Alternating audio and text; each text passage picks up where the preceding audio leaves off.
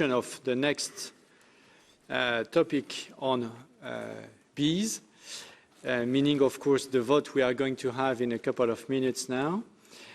So we start with a short presentation of the resolution of the objection, starting with Bas Eickhout, and then Eric Andrieux, Martin Oschik, and Asa Hazenkamp for 1.5 minutes each, please.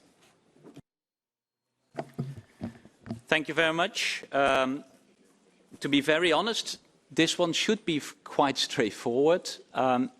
In 2009, so 2009, that's 10 years ago, there was a big battle around the pesticides regulation, and then we managed to get a lot of things in, but also that they should be taken into consideration the chronic toxicity.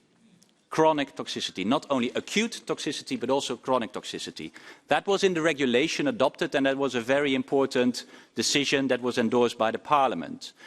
EFSA then started to work on that, and 4 years later they had their guidance document, the bee guidance document, already in 2013.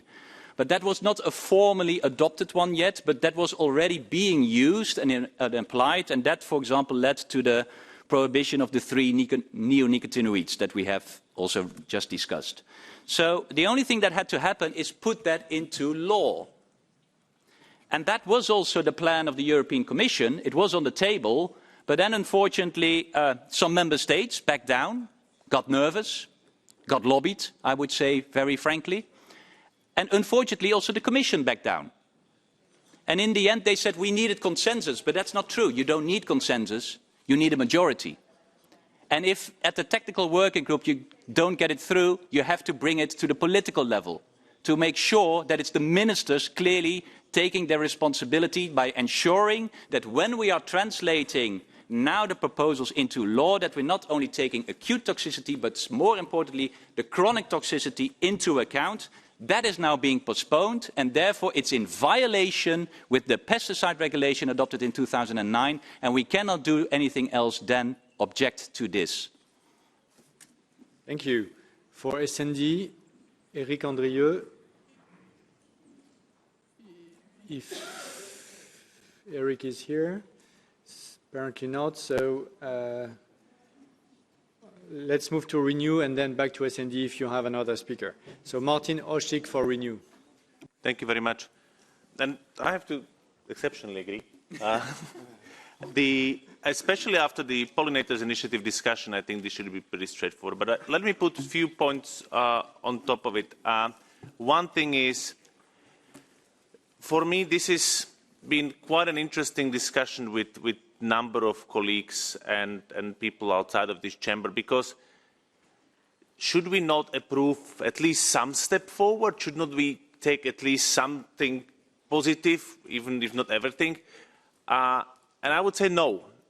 There are a few reasons for that. One is it would actually then would be closing our eyes to breaking of the law, because that's what we agreed, that this House agreed with the Commission and the Council in the pesticides regulation.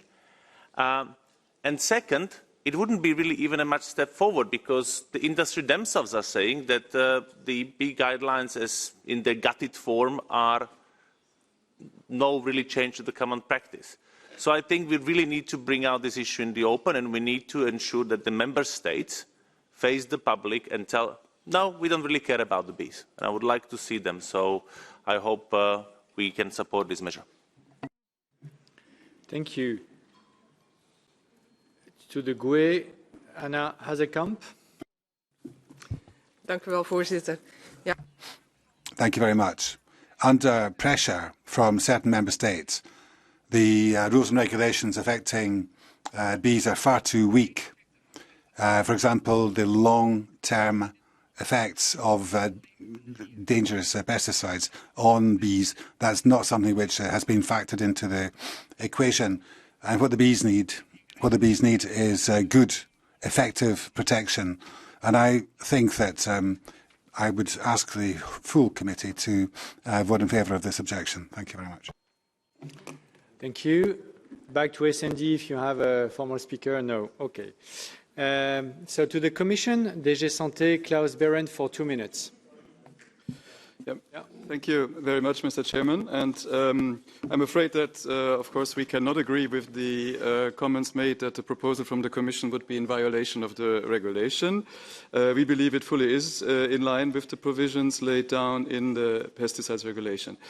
If adopted, the regulation would allow us to implement a part of the EFSA B guidance from 2013 that several speakers have asked to be implemented, in particular the parts related to acute toxicity. And unlike what the study that Mr. Heusek referred to in his statement that is also referenced in point V of the resolution, there is an improvement for the assessment of acute risks, in particular to other exposure routes via dust exposure, which is particularly relevant for seed treatment. And this was, in fact, one of the crucial points also that led to the restriction and then later the further restriction of the neonicotinoids. In addition, we will look at the exposure via water, which is at the moment also not the case. So there is a clear improvement for the assessment of the risks of acute nature to the honeybees. Yes, it is correct that we have not proposed the inclusion of all the elements related to the chronic exposure because the member states were not ready to support it. They did not believe that this was indeed the latest state of science, and that is why we have given a mandate to EFSA to review those parts of the guidance document, and that should be completed in March 2021. And then, of course, the Commission will vigorously pursue the implementation of all the parts of the guidance related to chronic risks, to bumblebees, and also to solitary bees. But before that, as I said, the Member States were not ready to support it. So ultimately, if the resolution is adopted, we will not be able to implement those parts of the bee guidance that would improve the assessment for the acute risks to honeybees. Thank you. Thank you. So I missed a request from the floor from the EPP.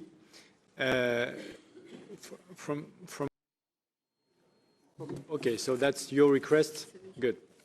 So I see important arguments of objectors. Commission does not take into account current technical and scientific knowledge by limiting studies of the impact on the bees and solely honeybees, remaining silent of chronic toxicity to honeybees, and the toxicity studies to bumblebees and solitary bees also are avoided. So I hear the arguments of Commission. Yes, majority of member states consistently objected to endorse the parts of bee guidance related to other species and to chronic risk evaluations, and arguing chronic toxicity solely for honeybees would at least be a step forward in protecting bees. Anyway, I personally agree with the motion opposing adoption of the draft Commission regulation, calling to submit a new one based on the latest scientific and technical knowledge, expanding toxicity studies towards chronic toxicity and not limiting species by solely honeybees. Okay, I'm just going to open the floor for the groups not having the chance to talk before. Otherwise, we have no choice, no chance to respect the time constraints we have. So there is another request from ECR. Yeah, thank you very much. So we do agree with the assertion that the Commission does not base this draft regulation on the latest scientific knowledge and evidence. EFSA B document has been published in 2013, and since there have been a significant increase in number of new studies. So we are surprised that the Commission has come forward with this implementation, given the long-standing criticism in the Council that many parts of the guidance are not applicable or not suitable for regulatory purposes. With that said, on the other hand, I do not concur with the objections, further arguments regarding the exclusion of the chronic and larva testing and criteria for bumblebees and solitary bees. The Member States and EFSA already analyzed chronic and larval data. There has been a mandatory reporting since 2013. Moreover, contrary to views of the objectors, the inclusion of criteria in the original guidance for bumblebees and solitary bees was premature and poorly conceived. How can we prove the absence of the risk if the test methods are not yet available? It's essential that we act on the factors that threaten bee health, but this action must be based on the sound science and regulatory certainty. I believe that there is a compelling argument for the draft regulation to be re-evaluated and refined before it comes into effect. Therefore, our group will abstain. Thank you. Any other requests? Okay. So